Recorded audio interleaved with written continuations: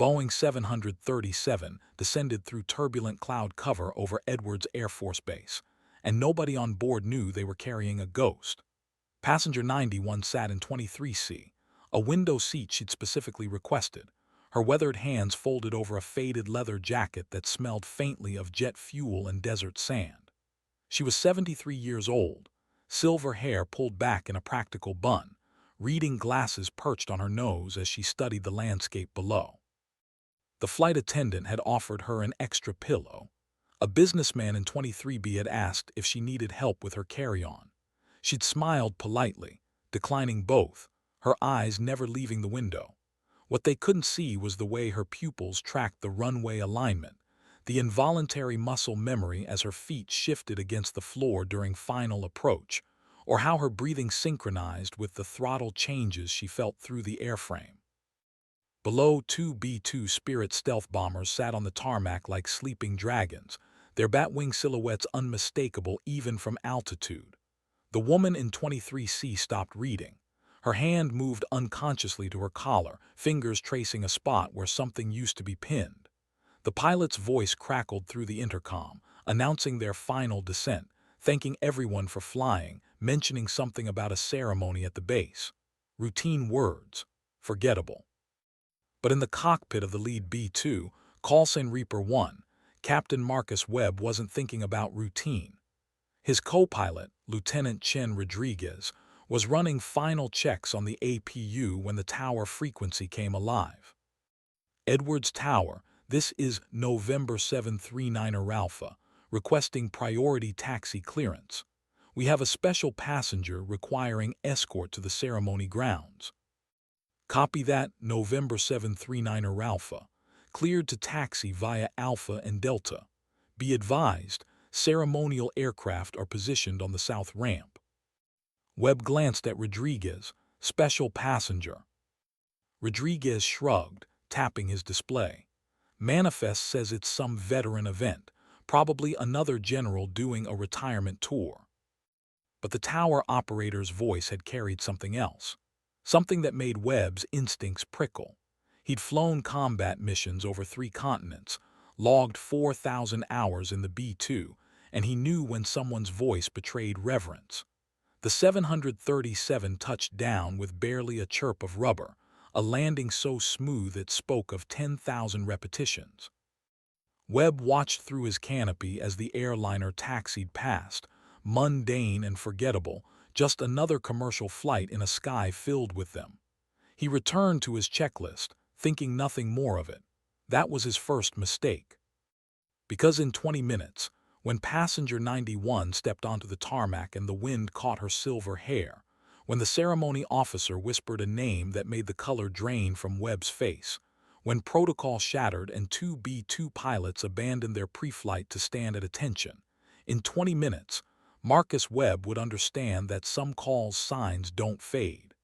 They become legend. The woman in 23C smiled softly, watching the base approach.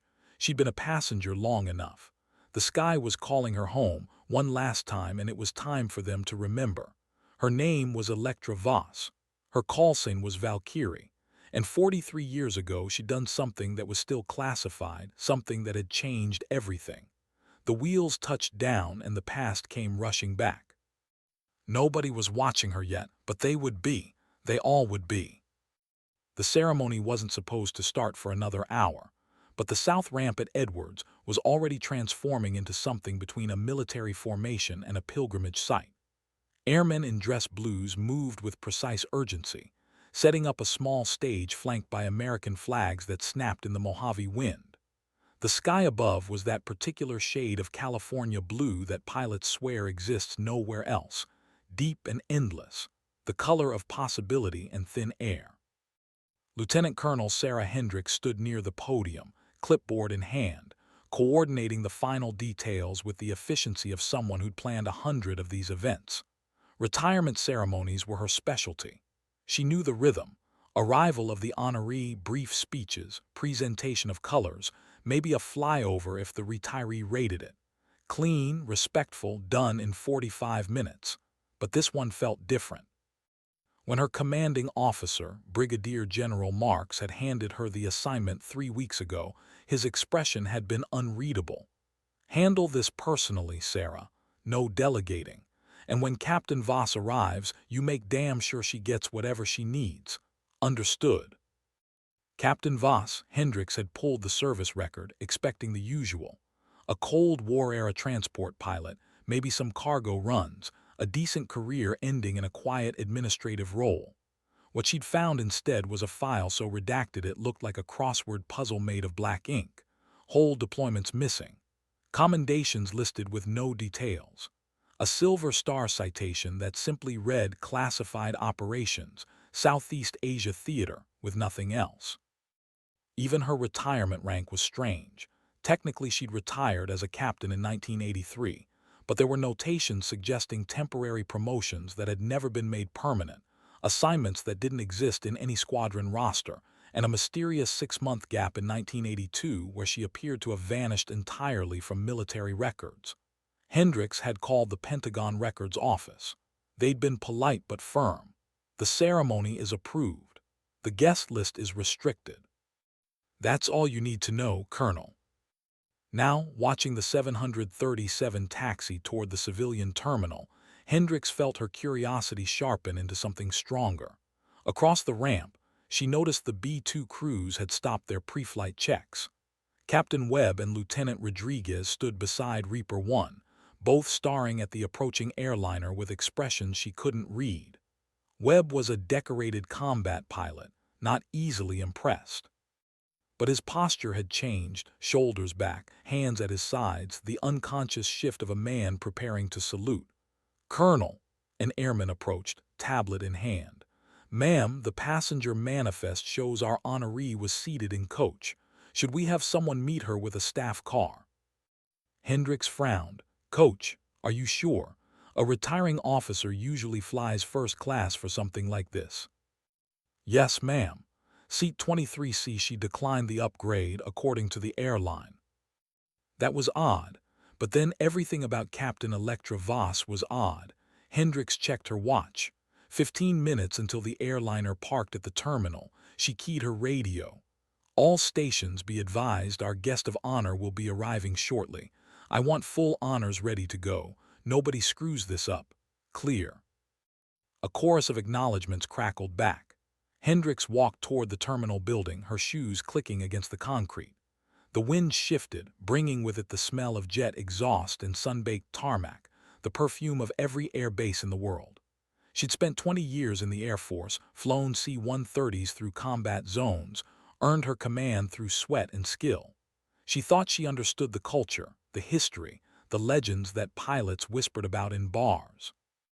But as she watched the 737's door open and the jetway extend, as passengers began streaming out with their carry-ons and distracted faces, Hendricks realized she was about to learn something new.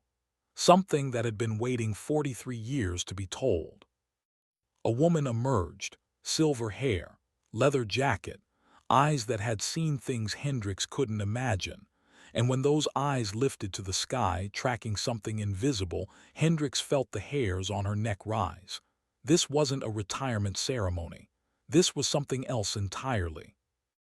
Electra Voss stepped onto the jetway and felt the desert heat embrace her like an old friend. The dry air, the faint chemical bite of aviation fuel, the distant whine of turbines, it all hit her at once, a sensory cascade that dissolved 4 decades in an instant. Her hands trembled slightly, not from age or fear, but from recognition. She'd walked this same tarmac in 1982, wearing a flight suit that didn't quite fit, carrying orders she couldn't discuss, about to do something nobody thought possible. Back then, her hair had been black as engine oil, her hands steady enough to thread a needle in turbulence. Back then, she'd been 29 years old and already legendary in ways that would never appear in official records.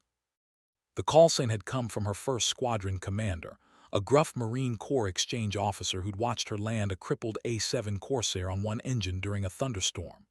"You don't fly that bird," he'd said afterward, bourbon in hand, voice rough with awe. "You carry it to heaven yourself. You're a goddamn Valkyrie." The name stuck. Within a year, it meant something in every ready room from Nellie's to Asen. Within 2 years, it meant something in circles so classified they didn't have names. By 1982, when a Pentagon colonel with cold eyes and a manila folder had appeared at her squadron, asking if she'd volunteer for something unprecedented, the call sign Valkyrie carried weight that transcended rank. She'd said yes. She'd always said yes. Now, 43 years later, Electra walked through Edwards Air Force Base terminal with the careful pace of someone conserving strength. Her leather jacket, the same one from 1982, worn and patched, drew a few curious glances from travelers. A couple of younger airmen passed her, chattering about their assignments, not looking twice at the elderly woman with the slight limp. That was fine. She'd spent most of her career being underestimated. It had been her greatest tactical advantage. Outside, the Mojave sun hit her full force. She paused, letting her eyes adjust, and there it was, the south ramp, the ceremony setup, the flags snapping in the wind. And beyond them, like sculptures carved from shadow and secrecy, two B-2 Spirit bombers. Her breath caught. She'd never seen them in person, only in classified briefings years after her retirement. The flying wing design, the angles that scattered radar like broken glass, the sheer impossible beauty of them. They were everything she'd helped make possible, though her role would never appear in their development history. A staff car approached, and a tall woman in dress blues stepped out, Lieutenant Colonel Hendricks according to the name tape. Professional smile, firm handshake, eyes that assessed and catalogued. Captain Voss, I'm Colonel Hendricks. Welcome back to Edwards. We have everything prepared for the ceremony, if you'll come with me. I'd like to walk, Electra said quietly. If that's all right, I'd like to see the flight line. Hendricks hesitated, then nodded. Of course, ma'am, we have time. They walked together across the tarmac, and with each step, Electra felt the decades peeling away. The weight of her 73 years remained, but underneath it something else stirred. Muscle memory, instinct. The part of her that would always be Valkyrie. Ahead near the B-2s, she saw two pilots standing at attention. Their posture was wrong for a casual greeting, too formal, too reverent. One of them, a captain with steel-gray eyes, was staring at her with an expression she recognized. It was the look of someone who'd heard the stories, the impossible ones, the classified ones, the ones that were all true. Captain Marcus Webb had been 7 years old when Valkyrie's mission had happened, too young to know that history was being made in frequencies he couldn't hear and skis he couldn't see. But he joined the Air Force because of stories like hers, the whispered legends that older pilots shared over drinks when the brass wasn't listening. Every airframe had its myths. The SR-71 had its untouchable speed runs. The F-117 had its midnight bombing raids over Baghdad. And the classified programs, the ones that existed in budget line items and nowhere else, had Valkyrie. He'd first heard the call sign during his B-2 qualification course. An instructor, a weathered colonel who'd flown everything from F-4 Phantoms to prototype stealth demonstrators, had been explaining the philosophy behind low observable warfare. The lecture had been technical, dry, full of radar cross-sections and electromagnetic theory. Then someone asked the question every pilot eventually asked. Sir, did stealth ever fail? The colonel had gone quiet for a long moment. Then he'd said, once, 1982, we had an aircraft, I can't tell you which one, that went down in hostile territory, deep hostile, the kind of place where if you punch out you're not coming home.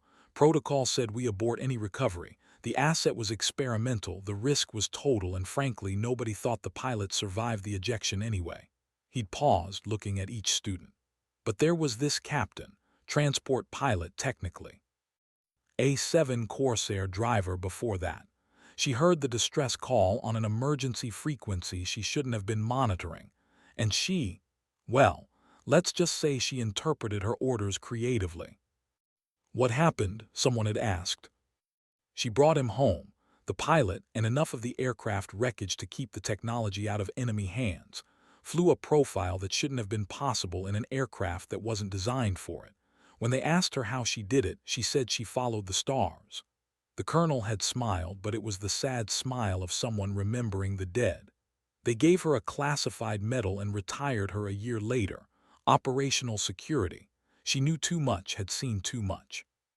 They buried her under paperwork and pension payments, and she disappeared. That's how we treat heroes when their heroism is inconvenient. The class had been silent. Finally, someone asked, "What was her call sign, sir?" Valkyrie. Now standing on the Edwards ramp with the sun hammering down and the wind tugging at his flight suit, Webb watched Valkyrie herself approach. She was smaller than he'd imagined, moving with the careful deliberation of age, but her eyes, Christ, her eyes were the eyes of someone who'd seen the edge of the envelope and pushed past it. Lieutenant Rodriguez stood beside him, equally transfixed. "That's her," Rodriguez whispered. "That's actually her." "Yeah," Webb said quietly, "that's her. I thought she'd be." "What, taller, younger, more superhuman?" Webb shook his head. "She's 73, Rhodey. She's been a civilian longer than we've been alive. But once upon a time, she did something that made grown men weep and Pentagon generals lose sleep. And if the stories are even half true, she deserves every ounce of respect we can give her." They watched as Electra Voss walked past the ceremony stage, past the honor guard that was forming up, past the rows of chairs set up for guests who hadn't arrived yet. She walked directly toward the B-2s, her gaze locked on them with an intensity that made Webb's chest tighten. Colonel Hendricks followed, speaking into her radio, clearly trying to coordinate something while respecting the moment. Electra stopped about 50 feet from Reaper 1, staring up at the aircraft's sleek, angular form. From this distance, Webb could see her lips moving, though he couldn't hear the words. Was she praying, remembering, calculating? Then she did something that made his throat close. She reached up and touched her collar, the same gesture Webb had seen 1,000 times from pilots checking their rank insignia or wings. But Electra wore no uniform. Her fingers touched empty fabric, tracing the ghost of something that used to be there. A moment of vulnerability, raw and honest. Webb moved without thinking, his feet carrying him forward. Rodriguez followed a half-step behind. They crossed the tarmac in formation, their boots striking concrete in synchronized rhythm, and when they reached a respectful distance, Webb came to attention and saluted. Rodriguez followed suit. Electra turned, surprised, and her eyes widened slightly. For a moment she looked young again, not physically, but in the way her expression shifted, recognition and old pride flickering across her face. She straightened, muscle memory pulling her shoulders back, and returned the salute with a precision that spoke of decades-old training. "Captain Voss," Webb said formally. "Captain Marcus Webb, 509th Bomb Wing. This is Lieutenant Chen Rodriguez. Ma'am, it's an honor." "Valkyrie," she said softly, and her voice carried the faint rasp of someone who'd spent years not speaking this particular truth. "That was a long time ago." "Not long enough to forget, ma'am," Webb replied. And in the silence that followed, with the wind whispering across the tarmac and the B-2s standing sentinel behind them, Marcus Webb understood that some stories never die. They just wait for the right moment to be told. The ceremony began with the precision of military routine, but there was an undercurrent running beneath it that Colonel Hendricks couldn't quite identify. She'd positioned herself near the podium, watching as the small crowd assembled, a mix of active duty personnel, retired officers, and a handful of civilians whose credentials she hadn't been cleared to review. General Marks had arrived in his staff car, emerging with the bearing of a man about to witness something significant. He'd nodded to Hendricks, then taken a seat in the front row without preamble. No speeches yet, no explanations, just waiting. Electra sat in a folding chair at the edge of the stage, her leather jacket incongruous among the dress blues and service uniforms. She declined the offer to sit front and center, choosing instead a position where she could see both the crowd and the flight line. Her hands rested in her lap, still except for the occasional subtle movement, fingers tracing patterns only she could see, rhythms that Hendricks suspected corresponded to switch sequences or throttle adjustments. A pilot's hands never forgot. The honor guard presented colors as the sun climbed higher, painting everything in harsh, unforgiving light. The Air Force anthem played over portable speakers, tinny but stirring, and Hendricks saw several older veterans in the crowd stand straighter, hands over hearts. Captain Webb and Lieutenant Rodriguez had positioned themselves near their B-2, still technically on duty but clearly reluctant to leave. They stood in that peculiar military parade rest that looked relaxed but wasn't, their attention fixed on Electra with an intensity that bordered on reverence. General Mark stepped to the podium, adjusting the microphone with the casual confidence of a man who'd given 1,000 speeches. But when he spoke, his voice carried something Hendricks had rarely heard from him: genuine emotion. "Ladies and gentlemen, we're here today to honor a pilot whose service to this nation spans 4 decades and remains, in many respects, classified to a degree that I myself am not fully cleared to discuss." A ripple of surprise moved through the crowd. Marx continued, "Captain Electra Voss enlisted in the Air Force in 1975, at a time when female combat pilots were not just rare but actively discouraged. She flew the A-7 Corsair II in ground attack roles, logged over 1,500 hours in combat support missions, and earned a reputation as one of the most skilled aviators of her generation." He paused, looking directly at Electra. In 1982, Captain Voss participated in an operation so sensitive that it remains classified under Special Access Program protocols. I cannot tell you what she did. I cannot tell you where she did it. What I can tell you is that her actions during that mission directly influenced the development of technologies that define our current strategic aviation capabilities. The aircraft behind me, the B-2 Spirit stealth bombers, owe part of their existence to lessons learned from Captain Voss's mission. Hendricks felt her pulse quicken. The B-2 connection wasn't in any file she'd seen. Electra remained still, her expression unreadable, but Hendricks noticed the way her breathing had changed, deeper, more controlled. The breathing of someone managing emotion through sheer force of will. Marx gestured toward the B-2s. "In aviation, we talk about pushing the envelope. Captain Voss didn't push it. She tore it open and showed us what lay beyond. Today, we cannot give her the full recognition she deserves, but we can, at last, acknowledge publicly that Valkyrie," the call sign hung in the air like a thunderclap, "was real, and her contribution to this nation's defense is beyond measure." The crowd erupted in applause, not the polite clapping of a standard ceremony, but something harder, more visceral. Several retired officers stood, and within seconds the entire assembly was on its feet. Electra rose slowly, and Hendricks saw moisture in the older woman's eyes, not tears exactly, but the shimmer of someone holding back an ocean. Webb and Rodriguez saluted again, holding it until Electra acknowledged them with a nod. Then something unexpected happened. From the north taxiway, the sound of turbofan engines split the air, deeper and more powerful than the background noise of the base. Hendricks spun, instinctively searching the sky, and her breath caught. 4 F-35 Lightning IIs approached in tight formation, their angular stealth profiles unmistakable. They hadn't been on the flight schedule. She'd checked it personally that morning. The fighters swept over the ceremony at 500 feet, their passage marked by the distinctive roar of modern combat aircraft. But instead of a standard flyover pattern, they broke formation directly overhead, each jet peeling off in a different cardinal direction. The missing man formation, reserved for honoring the fallen. Except Electra wasn't fallen. She was standing right there, her face tilted skyward, watching the jets scatter across the blue expanse with an expression of such profound longing that Hendricks felt like an intruder witnessing something private.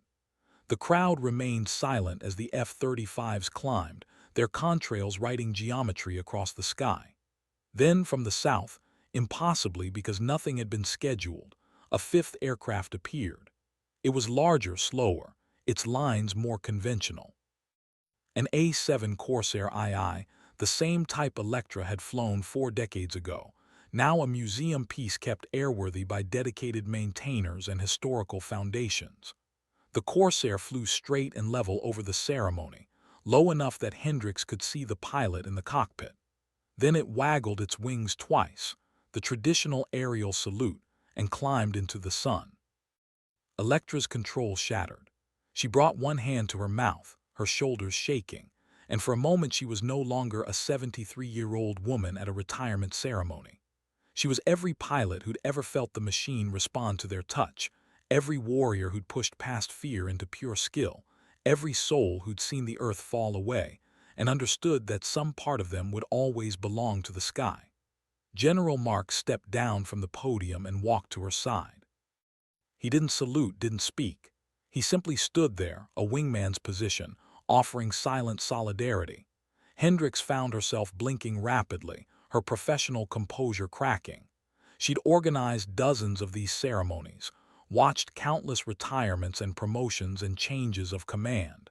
But this was different. This was witnessing the recognition of a debt that could never be fully repaid. Captain Webb moved closer to the stage, and his voice, when he spoke, carried clearly across the assembled crowd. "Ma'am, Captain Voss." Electra lowered her hand, wiping her eyes with the back of her wrist, and looked at him. "There's something we'd like to show you if you're willing." Electra glanced at General Marks, who nodded almost imperceptibly. "Show me," she said, her voice steadier now, carrying the authority of someone who'd faced down worse than tears. Webb gestured toward the B-2s. "This way, ma'am." They walked together across the tarmac. Electra, Webb, Rodriguez, and General Marks, with Hendricks trailing behind because she couldn't not see where this was going. The crowd watched in silence, understanding instinctively that the official ceremony had ended and something else, something more important, was beginning. Reaper 1 sat on the concrete like a monument to engineering and secrecy, its black surface drinking in the sunlight. Up close, the aircraft's size became apparent, wingspan wider than most buildings, surfaces so smooth they seemed almost organic. Electra approached slowly, her hand reaching out but not quite touching. "I read about them," she said quietly. "After I retired, saw the pictures when they were declassified, but I never thought." Her voice trailed off. Webb climbed up the crew ladder built into the nose gear, then extended his hand downward. "Ma'am, would you like to see the cockpit?" Electra stared at him. "I'm 73 years old, Captain. I haven't touched a flight control in 40 years. With respect, ma'am, you're Valkyrie.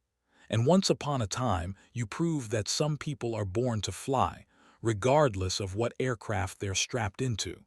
We'd consider it an honor if you'd at least see what you helped make possible." For a long moment, Electra didn't move. Then she reached up, grabbed Webb's hand, and started climbing. The B-2's cockpit was darkness and red light, screens and switches arranged with the economy of function that marked all combat aircraft.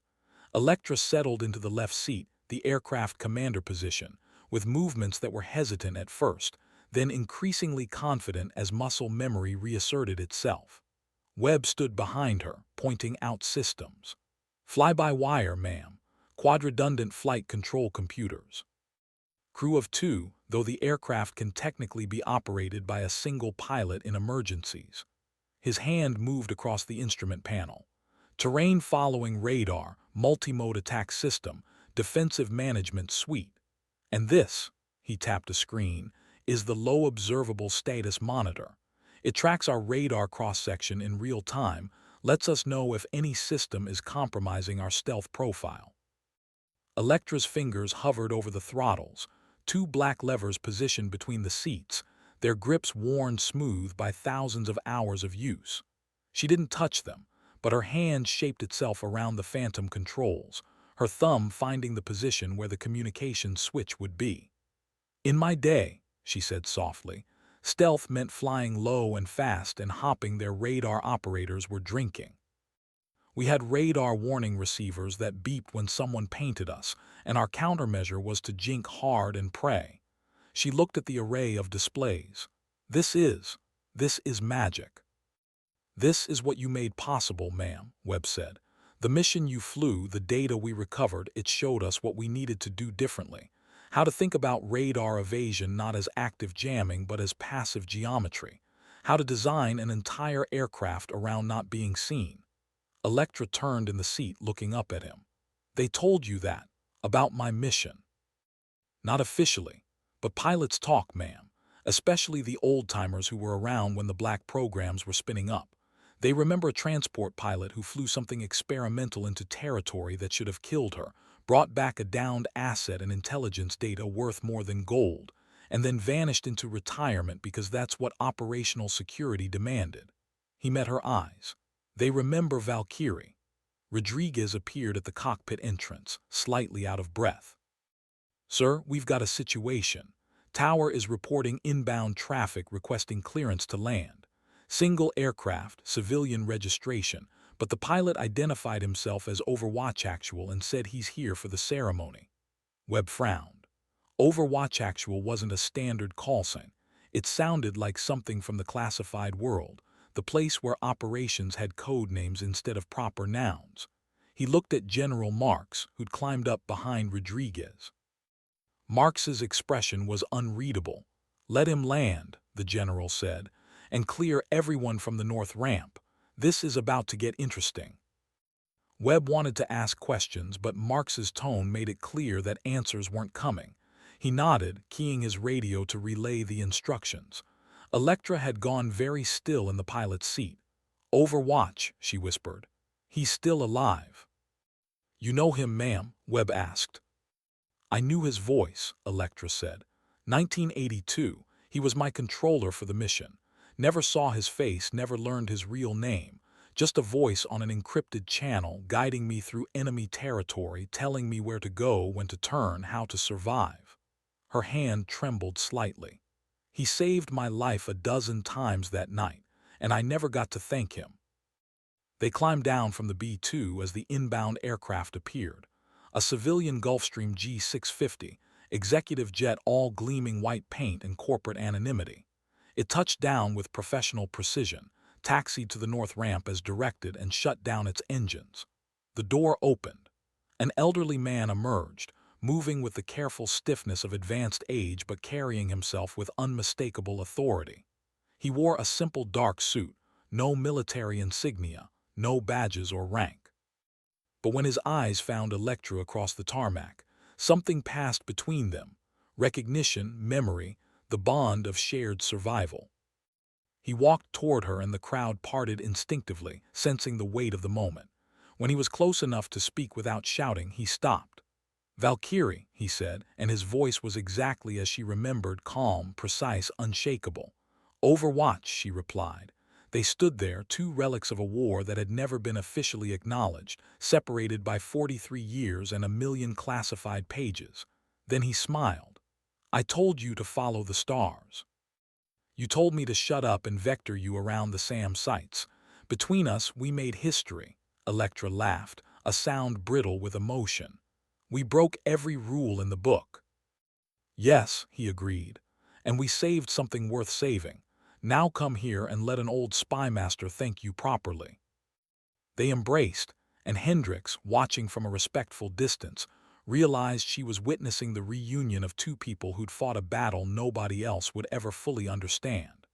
The classified mission, the one that had been referenced in speeches and file notations but never explained, it was standing right there, in the bodies of two elderly warriors who'd earned their rest 1,000 times over. But something told Hendricks that the story wasn't over yet. The man who'd called himself Overwatch, though Electra learned later his real name was Daniel Cross, retired Defense Intelligence Agency, career spent in shadows, had brought something with him. He retrieved a metal case from the Gulf Stream, the kind of container that spoke of secure transport and classified materials, and carried it to where General Marks waited. The ceremony crowd had thinned as the official event concluded, but perhaps 50 people remained, those who sensed that the real story was only now beginning to unfold. Cross opened the case with a key he wore on a chain around his neck and pulled out a file folder. Not a modern digital tablet or encrypted drive, but an actual paper folder, edges worn, marked with stamps and codes that made Hendricks's security clearance feel inadequate. "General," Cross said formally, "I've been authorized by the director to partially declassify certain elements of Operation Nightingale, contingent on the approval of the primary asset and in recognition of her lifetime of operational security compliance." He looked at Electra. "Ma'am, what I'm about to share is still sensitive, but the key technologies have since been superseded, and the geopolitical circumstances have changed sufficiently that continued classification serves no national interest. If you consent, I'd like to tell these people what you did. Not all of it, but enough. Electra stood silent for a long moment, the wind pulling at her silver hair. Will it help anyone? She finally asked. Will it matter? It will show them what's possible, Cross replied. It will give context to the aircraft they fly and the missions they plan, and it will ensure that Valkyrie is remembered for something other than rumors and bar stories. She nodded slowly.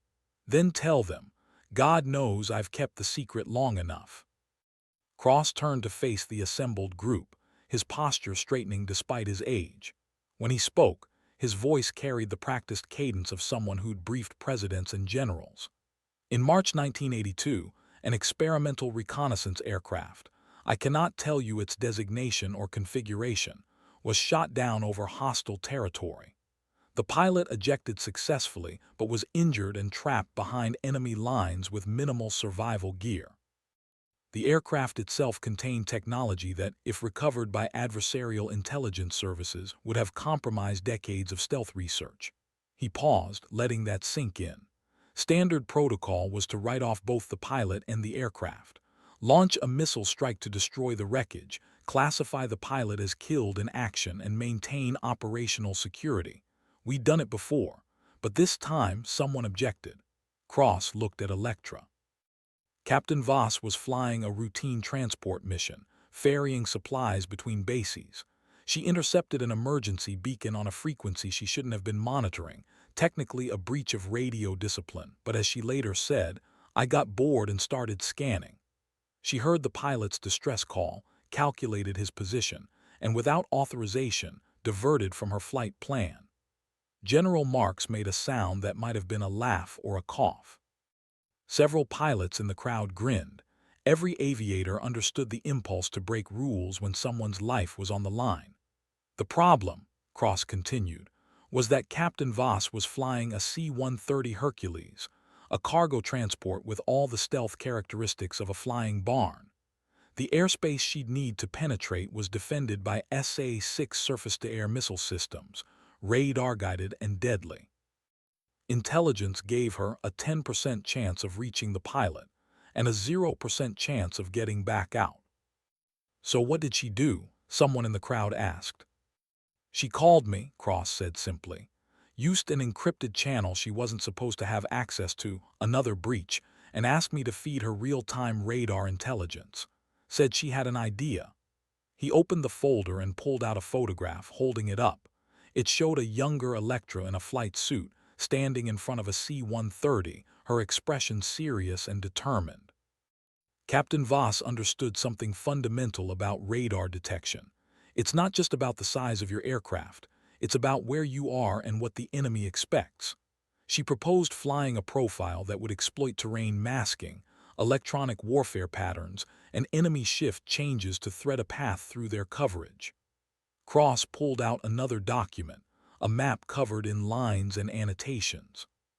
For 6 hours, I guided her through a corridor roughly 5 miles wide, through mountain valleys and along river courses, flying at altitudes between 50 and 500 feet. She had no terrain-following radar, no automated navigation, just her instruments, her skill, and my voice. The crowd was absolutely silent now. Even the wind seemed to have paused.